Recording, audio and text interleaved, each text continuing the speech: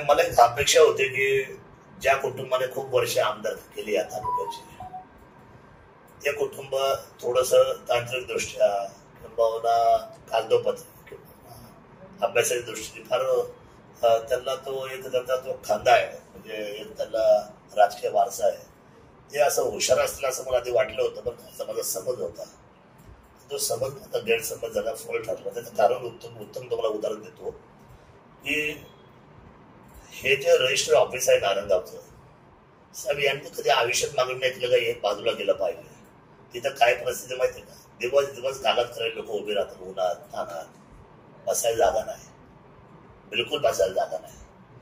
काहींना मणक्यांचे त्रास आहेत, काही ज्येष्ठ वृद्ध माणसं आहेत, काही महिला आहेत, काय लोकांची परिस्थिती. म्हणजे त्यांनी सरकारला टॅक्स द्यायचा, त्यांनी रेव्हन्यू द्यायचा, रजिस्टरची फी द्यायची, नोंदणीची फी द्यायची, आणि सर्व सगळं देव सुद्धा त्या रजिस्टर ऑफिसमध्ये त्यांना बसायला जागा नाही, त्यांना प्यायला पाण्याचं वॉटर फिल्टर नाही, त्यांना लघवीला जायचंय, महिलांना जायचंय, शौचालयाला, अजून कुणाला जायचंय, ज्येष्ठांना जायचंय, त्यांना कुठेही त्याचं साधन नाही.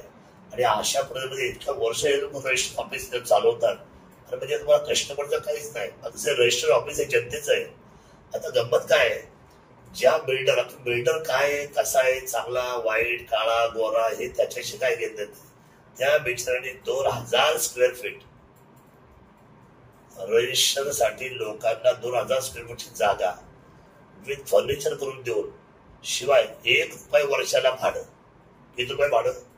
आताच्या 2025च्या धावत्या जगामध्ये 2025 मध्ये अग्रीमेंट झाले रजिस्ट्रार बरोबर, अग्रीमेंट झाले महाराष्ट्र शासनाबरोबर, अग्रीमेंट झाले कलेक्टर बरोबर, आणि ह्या मुंबईच्या सर्व असलेल्या व्यवस्थापनाबरोबर की आज ₹1 वर्षाला भाडं यांनी ती जागा तिथं मोफत दिलेली. किती वर्षाच्या करारावर तुम्हाला सांगतो मी, जनतेला कळावं म्हणून सांगतो, 99 वर्षाच्या करारावर.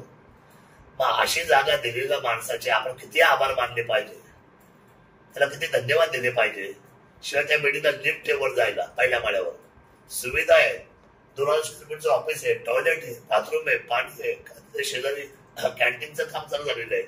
लोकांना काय, जो माणूस दस्ता बनवायला येतो साहेब, दस्ता बनवलेल्या माणसाला तुम्ही कुणालाही विचारा, अख्खा दिवस जातो, कधी लाईट नसते, कधी कधी ते त्यांचं हे नसेल, काय त्याला म्हणतात, इंटरनेट नसेल, कागद दुसऱ्या दिवशी जातो.